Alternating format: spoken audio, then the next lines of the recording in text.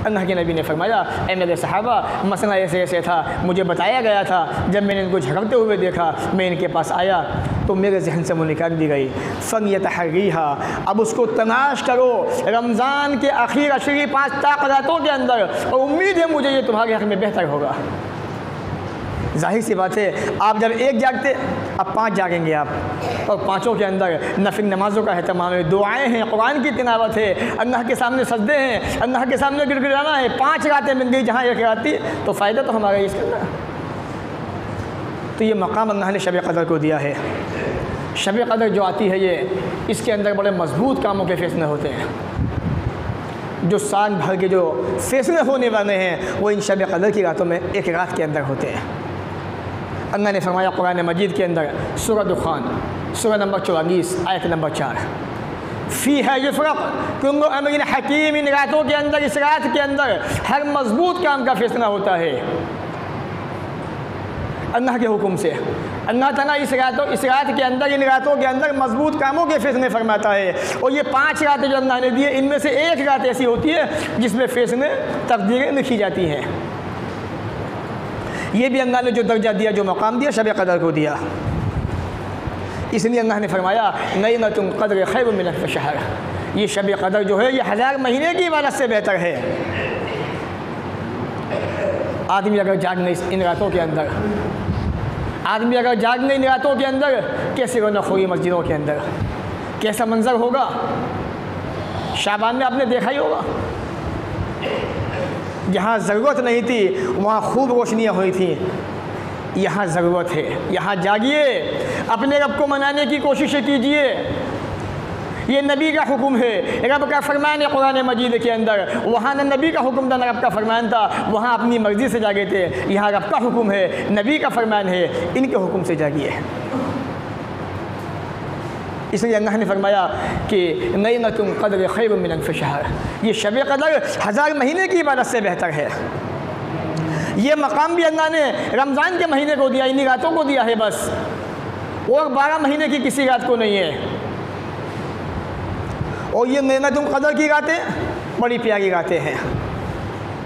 अल्लाह रब्बुल आलमीन ने उन लोगों को जो रमज़ान में तरावी का अहतमाम करते हैं, रात में क़याम करते हैं, शब क़दर के अंदर अल्लाह को याद करते हैं, उनका मकाम देखिए, रुतबा देखिए। सुनन तिरमिज़ी किताब सोम हदीस नंबर 806, अल्लाह के नबी फरमाते हैं सल्लल्लाहु अलैहि वसल्लम, मन क़ाम मअल इमाम, जिसने इमाम के साथ क़याम किया, तरावी का अहतमाम किया, हत्ता यंसरिफ़, इमाम के वापस होने तक, यानी जमात से पाबंदी के साथ में तरावी का अहतमाम किया जिस इंसान ने। ये कौन फरमा रहा है? अल्लाह के नबी फरमा रहे हैं। हदीस सुनन तिरमिज़ी हदीस नंबर 806, जाके देखें आप, फ़ायदा क्या होगा। कुतिबत लहू क़ियाम लैलतिन, जिस इंसान ने इशा की नमाज के बाद इमाम के साथ में तरावी पढ़ी, तरावी का अहतमाम किया, सुबह तक सारी रात के खड़े होने का उसको सवाब लिखा जाएगा।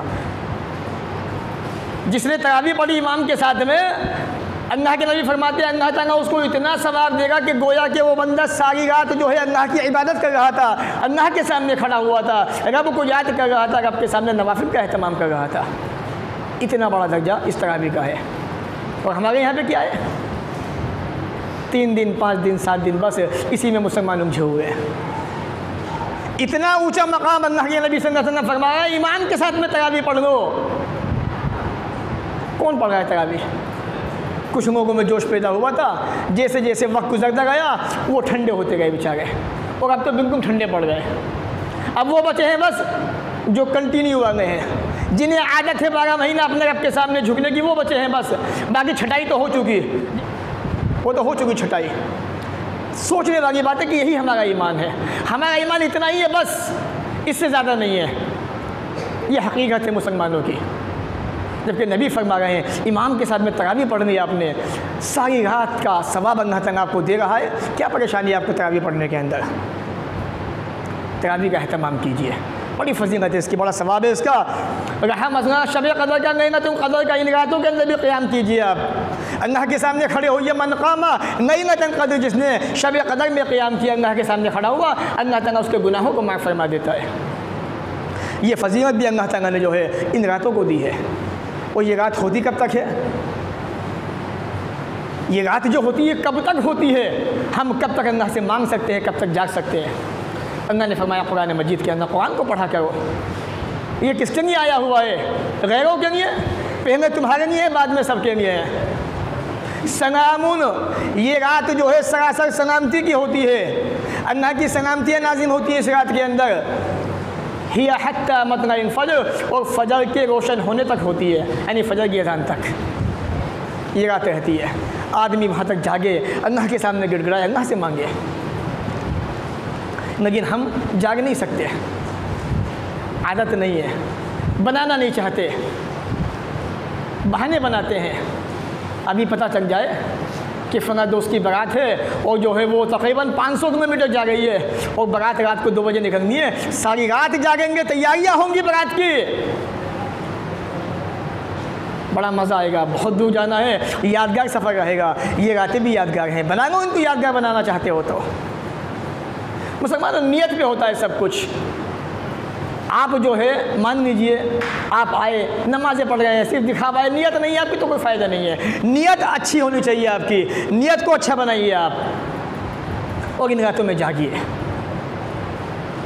ये मौके कभी कभी आते हैं और मैं तो ये कहता हूँ कि कब तक धोखे दोगे अपने आप को, कब तक धोखे दोगे अपने आप को। इसलिए ये धोखेबाजी छोड़ दीजिए, अल्लाह की तरफ आइए, इन रातों के मकाम को समझिए, इन रातों में जागिए।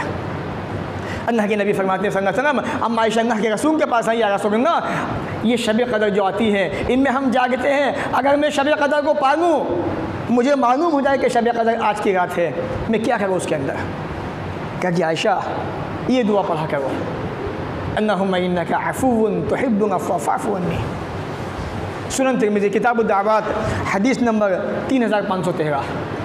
अल्लाहुम्मा इन्नका अफ़ुव्वुन, अल्लाह तू माफ़ करने वाला है, तुहिब्बुल अफ़्वा, माफ़ी को पसंद फरमाता है, फ़अफ़ु अन्नी, ए मेरे रब मुझे माफ़ फरमा दे, मुझे बख्श दे, मुझे माफ़ कर दे। ये दुआ बंदे को शब क़दर के अंदर कसरत से पढ़नी चाहिए। अब आप जागेंगे तभी तो पढ़ेंगे, जागते आप हैं नहीं तो पढ़ेंगे कहाँ से? अहद कीजिए, अपने आप को तैयार कीजिए, अपने आप को बनाइए और इन रातों के अंदर जाग कर अपनी दुनिया को और अपनी आखिरत दोनों को संवारने की कोशिश कीजिए। अल्लाह के रसूल का मामूम देखिए इन रातों के अंदर।